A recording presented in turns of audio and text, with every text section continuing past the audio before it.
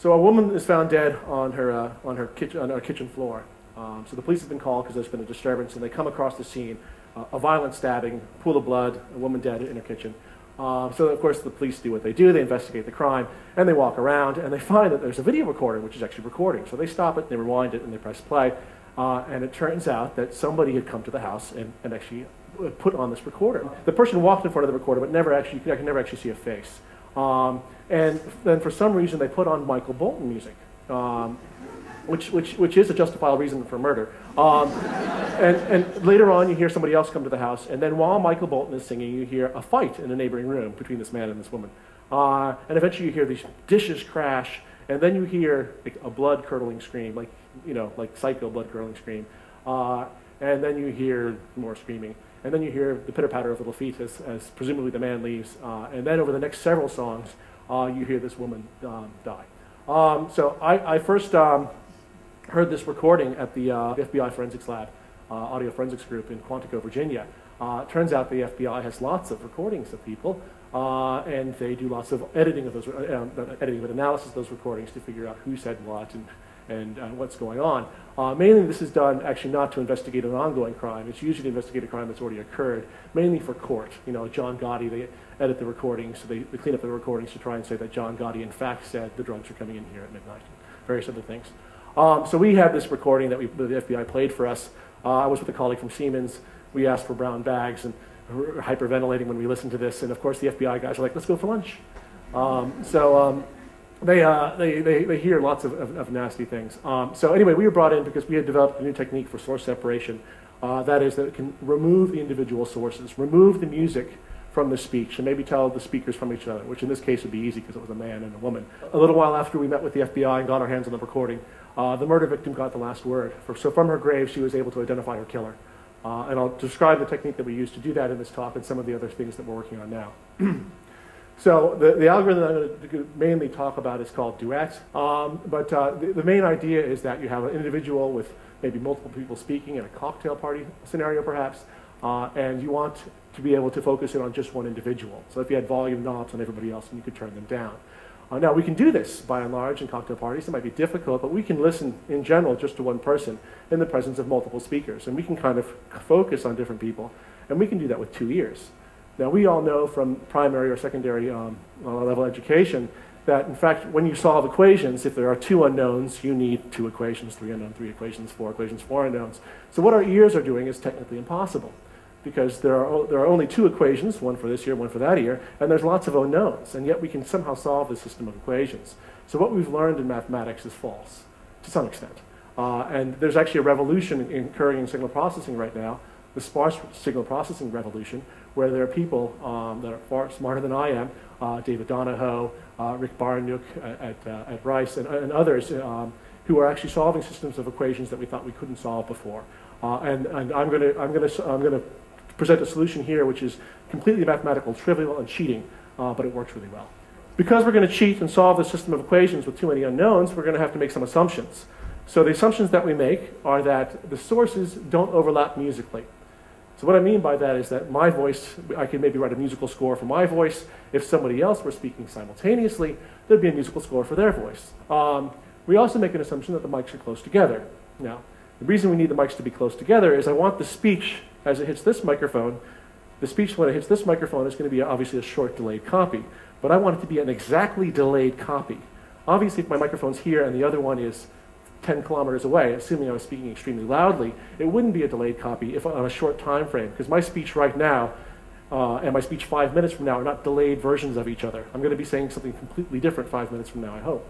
But on a very short time scale, pretty much if I just delayed, on a matter of milliseconds, the ah sound, for example, you wouldn't hear any difference with a short delay in my speech. So that's why the mics are close together. We also assume that there are no echoes. And of course, unfortunately, we know that all these assumptions are false. And despite the fact that they're all false, the algorithm still works. Of course, this makes it extremely hard to write a mathematical paper when you write all these equations with equal signs, and the first thing after every single equation you say is, we assume this to be approximately true. Now, I'm trying to imagine my 9-year-old son saying, oh, Dad, but 2 equals 3, approximately. And that's, all of our papers always say these things. It's extremely difficult to be treated seriously. Now I'm going to talk about the musical representation of speech. What we do is we take the one person's speech and we do time frequency analysis. But this is just to get the idea of how the algorithm works. So this is one person in Dublin's fair city where the girls are so pretty, which I happen to agree with, by the way, since I'm married to a Dublin girl. So this is one song. And a second song here might be sung by somebody else or something with different speech, and they have different notes. Okay? The duet assumption, when I said they don't overlap musically, is if I overlay these two things on top of each other, which I've done, and I've just looked at the notes here, you see that most of the notes, in fact, don't overlap. But if you were to listen to this, of course, you wouldn't be able to understand anything. It's really weird to have audio and then actually show a visualization of audio when the audio would just do better by itself. But now what I thought I'd do is give some demonstrations of this. Now, most people in source separation, if you ever have heard a source separation demo, don't believe them unless they do a live demo. So don't believe me until I get to the live bit. I'll give a live demo in a moment. But just in case the live demo doesn't work, I wanted to give some canned demos. Well,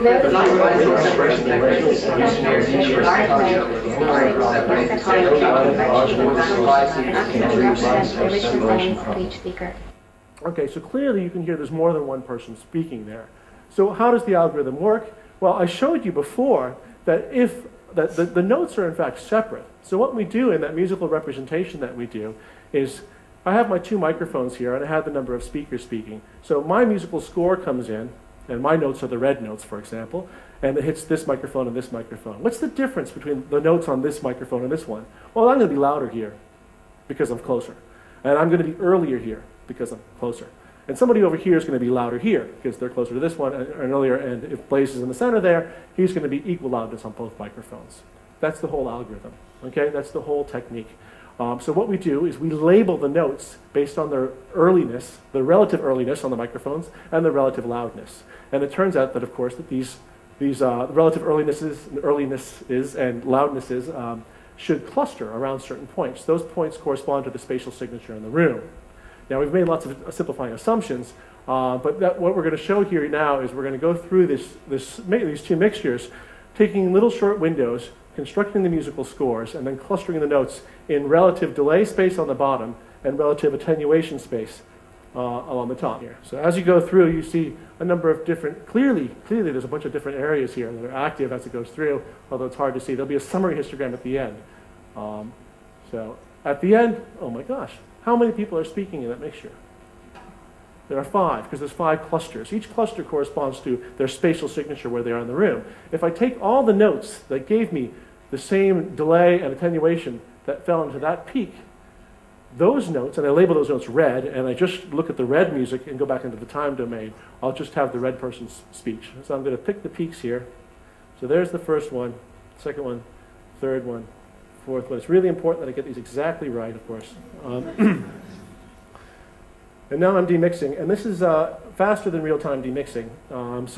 Actually, we have real-time versions of this that run as well. And now I'll play the individual speakers. The problem with reconstructing the original signal from a mixture of signals with unknown parameters, with no detailed knowledge of the sources, is known as the blind source separation problem.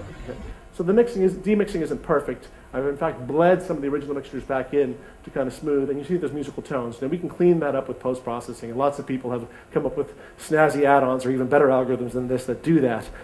The blind source separation at University College Dublin, the largest university in Ireland, uses time frequency methods and advanced mathematics to separate signatures. The advanced mathematics is actually division and subtraction there. One question is, I've been using this musical analogy all the time. Does it in fact work for music?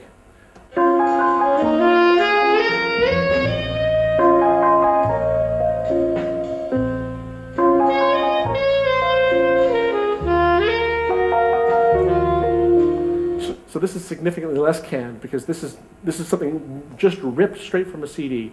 And then if I create the histogram here, you'll see there's some activity down here. There's definitely something up there, something there, something maybe there and there. There's actually 2 things there. Because I've given this talk a couple times, I know that there's 2 things down there. So I'm going to separate this out now. So there's 1, there's 2. I never get these quite right, 3 and 4. So I'm going to go for broke here and not put any leakage in, so you'll just hear the absolute raw separation here.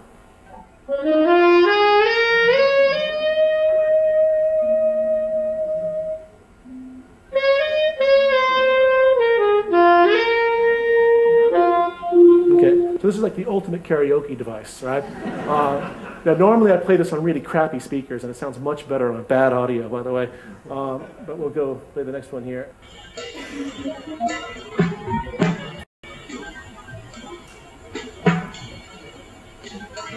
This is the one that always shocks me, that you can actually get the drums out so nicely. Now there's leakage, of course, from the loud instrument, but that can be cleaned up by post-filtering, which I've been claiming for several years now and never actually attempted. So actually I thought what we do, so never ever trust anybody unless they do a live demo. It's always difficult because it's always difficult to get people to talk at the same time. People end up having a conversation, and it's really unimpressive to separate people who are actually having a conversation when they're already separated in time domain. So, okay, and go.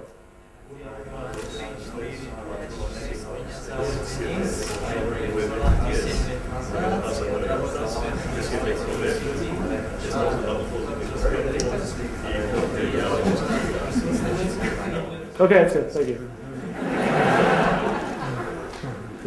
Okay, let's see if this worked. Go. 1, 2, 3, 4, 5, 6, 7, 8,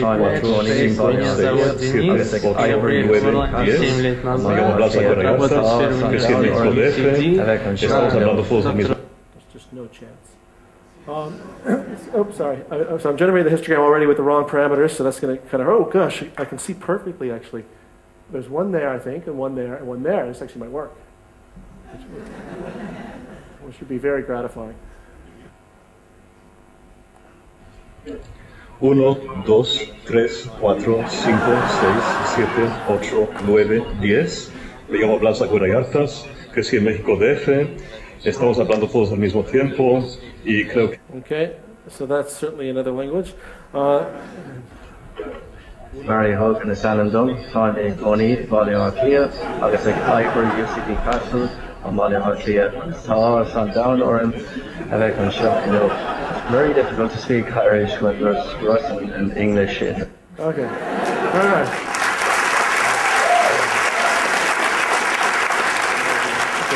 This also doesn't necessarily just work on audio and music. We also did tests on frequency op waveforms. This is that are used for communication and are used for sonar and radar, for example.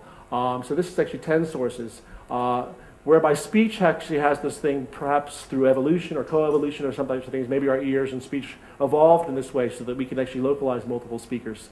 In fact, frequency op waveforms have this type of disjointness by design. That's why they're designed that way. So this type of technique is optimal for types of things like frequency op waveforms. So, oh, I forgot about the murder case. So it turns out that the woman, the recording wasn't stereo. They had 2 channels, but the 2 channels, after a thorough analysis in 30 seconds, turned out to be identical. It was just actually 2 microphones that were leading into 1 wire. So it was, sorry, 1 microphone that had 2 wires coming out of it.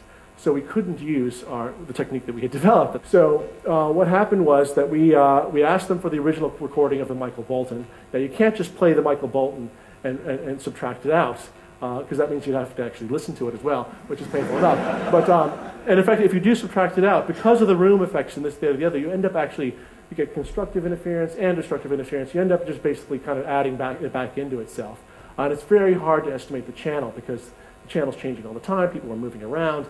But what we did do is we created a second tool just specifically for this crime.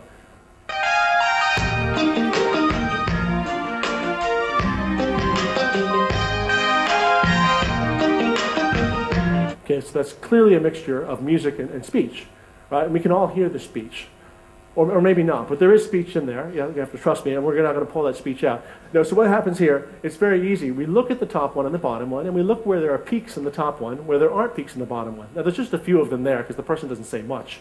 And then what we do is we basically let those peaks pass through, the unexplained peaks, and we kill the other ones. And this is a canned demo, but this is going to show you that, in fact, the sparseness of speech, or the sparseness of, in general, of lots of human-produced sounds, is really powerful, because you only have to get a few points correct in order to reconstruct the entire speech.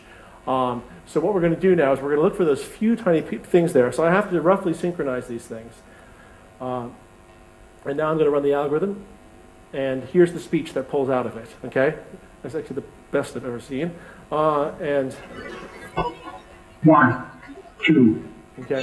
So that speech was embedded in the mixture. You just couldn't hear it. I'll play the mixture again. 8, 9, 10. Okay? And see if you can hear it this time.